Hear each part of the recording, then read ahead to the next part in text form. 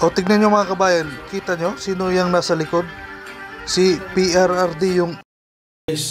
Guys, may nakita kong video yung sa Asian Summit 2025 sa Malaysia na nandun si Bongbong Marcos.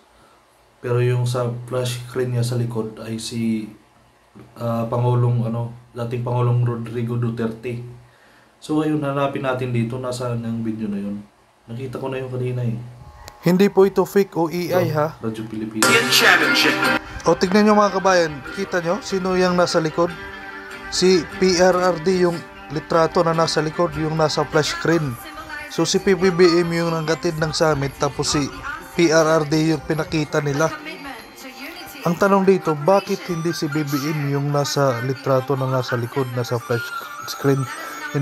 Bakit si Duterte? Bakit hindi si Bongbong Marcos?